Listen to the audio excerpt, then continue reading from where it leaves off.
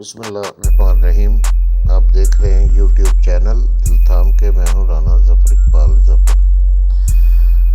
آج گزشتہ دن مرخہ 8 مارچ کو جس طرح خورشید شاہ صاحب نے اعلان کیا تھا، اس کے مطابق آج تاریخ عدم اعتماد جمع کروا دی گئی ہے اور اس کے اثرات بھی آنے شروع ہو گئے ہیں۔ اس پر تو بعد میں بات کرتے ہیں۔ اس کے اثرات کے حوالے سے ایم کیو ایم نے اپنا پہلا جھٹکا پی ٹی آئی کو دے دیا ہے۔ اس حوالے سے کل فیصل واڈا صاحب کے حوالے سے جو سیٹ تھی سینٹ کی وہ خالی ہو گئی تھی، اس پر 9 مارچ کو یعنی آج الیکشن ہونا تھے، جس میں ایم کیو ایم کا ایک اجلاس ہوا۔ اس پر کے حوالے سے جناب انہوں نے فیصلہ کیا کہ Pakistan Tehreek Insaf P T I کے امیدوار کو ووٹ نہ دیا جائے۔ اس سے قبل پاکستان تحریک انصاف نے فیصل واڈا کی نااہلی کی وجہ سے خالی سینٹ کی نشست پر انتخاب کے لیے بائیکاٹ کا فیصلہ کیا۔ ایم کیو ایم کے کنوینر خالد مقبول صدیقی کی زیر صدارت رابطہ کمیٹی کے اجلاس میں ملک کی سیاسی صورتحال پر غور کیا گیا۔ اجلاس کے جاری کردہ اعلامیے کے مطابق رابطہ کمیٹی نے شہری سندھ بالخصوص کراچی کی صورتحال پر تشویش کا اظہار کیا۔ یہ سیٹ پر مقابلہ ہے جناب پیپل پارٹی کے نثار احمد کھوڑو اور پی ٹی آئی کے آغا ارسلان کے درمیان، اور ان ٹائم جو ہے ایم کیو ایم نے اپنا فیصلہ سنا دیا ہے۔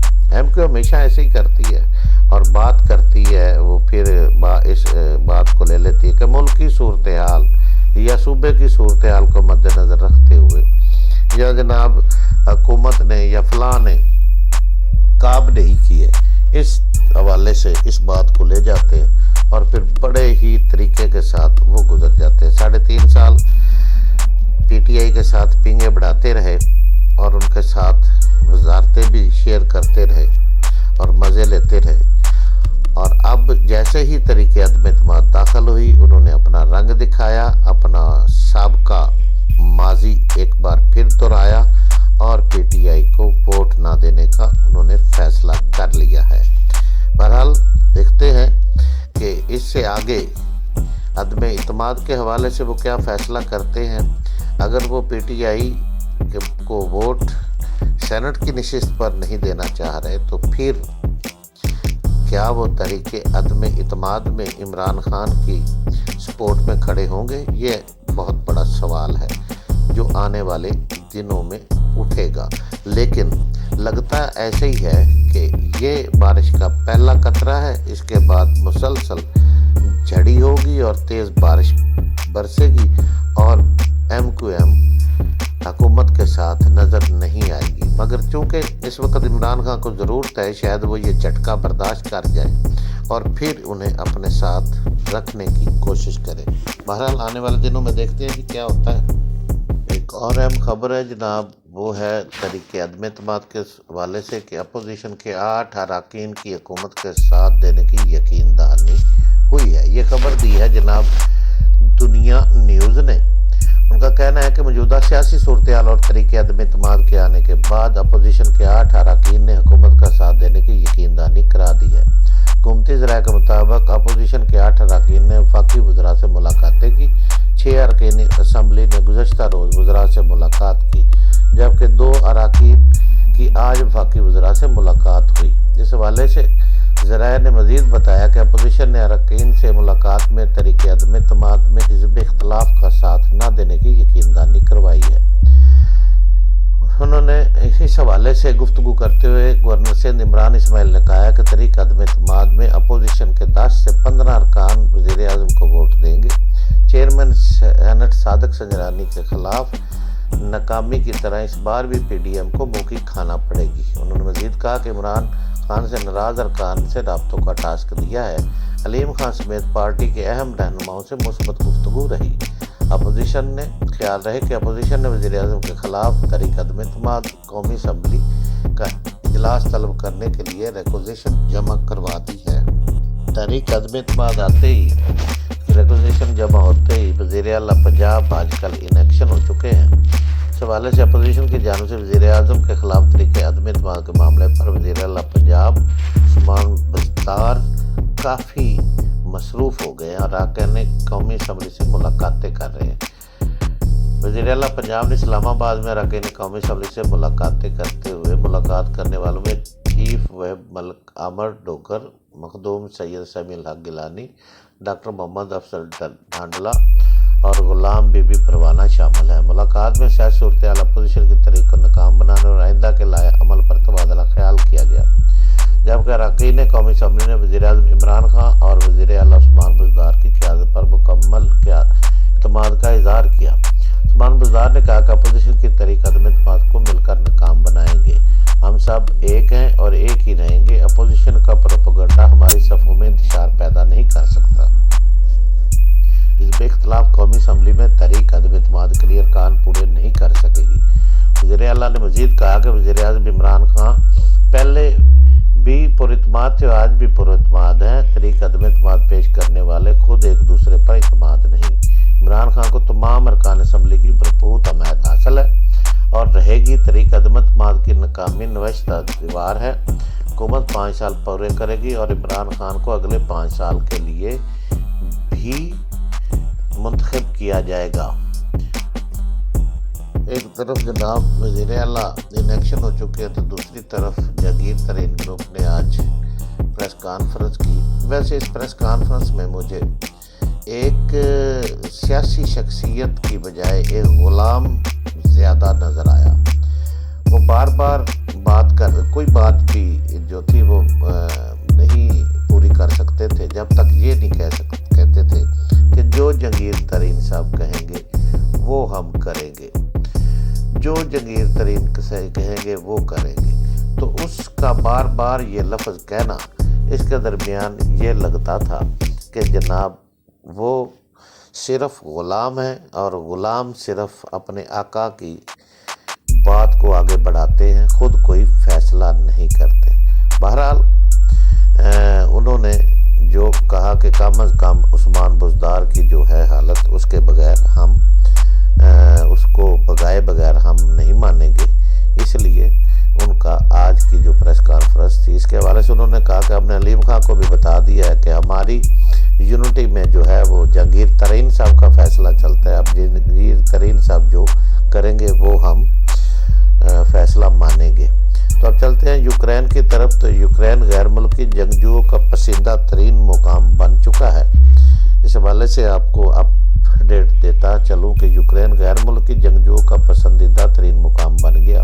अमेरिका, कनाडा और बरतानिया से साबिक फ़ौजी और दीगर जंगजू बड़ी तादाद में जंग ज़दा मुल्क पहुँचने लगे।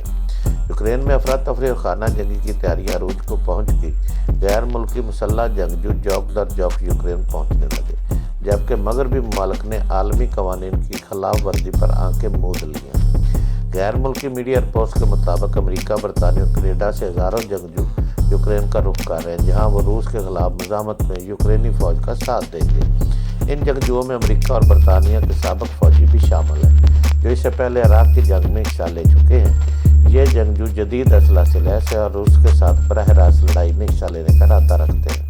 ख्याल है कि अक़वाम मुत्तहिदा की सिक्योरिटी कौंसिल से 2014 में मंजूर होने वाली करारदादों में किसी और मुल्क में जाकर मुसल्लह जदोजहद का हिस्सा बनना गैर कानूनी करार दिया गया था, लेकिन अमेरिका, बरतानिया और दीगर मगरबी ममालिक ने आलमी कवानीन की खिलाफ वर्जी पर चुप साध रखी है। और अगर आप इसी बात को देखें, अगर यही कोई 5, 10 या 20 फ़लस्तीन चले जाएं और फ़लस्तीनियों का साथ दे तो उसे दहशतगर्द कहा जाएगा। तो अब ये जनाब जंगजू वहाँ से भेजे जा रहे हैं गुरीला किस्म की लड़ाई लड़ने के लिए, जिस तरह अफ़गानिस्तान में गुरीला किस्म की लड़ाई लड़ेगी और इससे पहले दीगर मुल्कों में, क्योंकि अमेरिका जो है वही जो आजमा चुका है तरीका, वही यहाँ भी आजमाना चाहता है कि रूस को उलझाया रखा जाए, गुरीला लड़ाई लड़ी जाए और उसे जिस तरह पाकिस्तान में भी होता रहा कि पाकिस्तानी फ़ौज के ख़िलाफ़ नुकसान पहुँचाया जाता रहा, पाकिस्तानी अदारों को नुकसान पहुँचाया जाता रहा, तो यही सिलसिला वहाँ पे शुरू रखने का امریکہ بہادر نے فیصلہ کر لیا ہے اور جنگجو بھیجے جا رہے ہیں۔ اس سے یہ کہنا غلط نہیں ہوگا کہ سب سے بڑا دہشت گرد تو امریکہ خود ہے، جو اب اقوام متحدہ میں جو 2014 میں قراردادیں منظور ہوئیں، ان کا کیا بنے گا؟ ان کا کچھ نہیں بنے گا، کیونکہ امریکہ بہادر چاہتا ہے کہ روس میں امن نہ آئے۔ یوکرین تو وہ اس نے لے لیا، وہ لے لے گا، لیکن اسے امن سے نہ بیٹھنے دیا جائے، اسے الجھائے رکھا جائے۔ تو اب ان کے قوانین بھی تبدیل ہو گئے ہیں، اب ان کی باتیں بھی تبدیل ہو گئی ہیں، اب یوکرین کے ساتھ تمام یورپی ممالک اور دیگر باتیں کر رہے ہیں، آواز اٹھا رہے ہیں۔ کبھی کسی نے فلسطین اور کشمیر کے لیے آج تک آواز نہیں اٹھائی۔ تو عمران خان نے اسی لیے کہا تھا نا کہ ہمیں خط لکھنے کے لیے کہا جا رہا ہے، تو ہم کیا تمہارے غلام ہیں؟ تو اس بات سے یاد آیا غلام کے، یہ تو انہوں نے میلسی کے جلسے میں بڑی بانگ دہل کہا کہ ہم کسی کے غلام نہیں ہیں، ہمیں غلام سمجھا کہ ہماری طرف آ گئے کہ یہ ہم مذمت کریں، ہم نہیں کرتے۔ کیا کسی نے کشمیر پر مذمت کی؟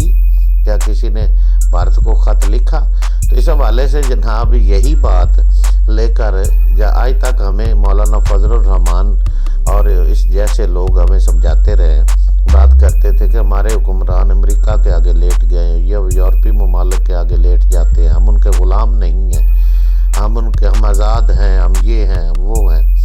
تو آج انہی کے ایک سینیٹر نے سینٹ میں قرارداد جمع کروائی ہے کہ وزیر اعظم نے گزشتہ دنوں یورپی ممالک کو کہا کہ ہم کسی کا غلام نہیں، اور ان کو کھری کھری سنائی ہے، تو اس پر بحث کی جائے۔ تو بھائی تمہارا دین کون سا ہے مولانا صاحب؟ اپنا دین بتائیں، کون سا آپ کا سوچ کیا ہے، کون سی آپ کی زبان ہے، کون سا آپ کا خیال ہے جو درست ہے؟ بس صرف یہی ہے کہ ایک بات ادھر کہی وہ اور دوسری طرف جا کر جھوٹ بول دیا۔ اسی طرح کی سیاست ہوتی ہے ہمارے ملک میں، تو آج کل اسی طرح کی ہو رہی ہے۔ پوری قوم یہ جانتی ہے کہ عدالتوں نے، ان لوگوں نے ایک دوسرے پر پہلے کیچڑ ڈالے، ایک دوسرے کو انہوں نے ننگا کیا، ایک دوسرے کو یہ چور چور کہتے رہے، ڈاکو ڈاکو کہتے رہے، پھر عدالتوں میں کیس چلے، ان کے تیار کیے ہوئے کیس عدالتوں میں چلے، ان میں یہ لوگ فرار حاصل کیے، کسی نے ضمانتیں کروائی ہوئی کوئی۔ آج یہ سارے اس آدمی کے خلاف اکٹھے ہو گئے جو آدمی یہ چاہتا ہے کہ احتساب کا عمل ہونا چاہیے، جو آج مغربی ممالک کے سامنے کھڑا ہو کے کہہ رہا ہے کہ ہم کسی کے غلام نہیں ہیں، اور امریکہ کو بھی آنکھیں دکھا رہا ہے۔ تو یہ صرف یہی چاہتے ہیں کہ ہمیں کرسی مل جائے، چاہے کسی بھی حالت میں ملے، لیکن عوام کو چاہیے کہ یہاں اپنی سوچوں کو تبدیل کریں اور برے کو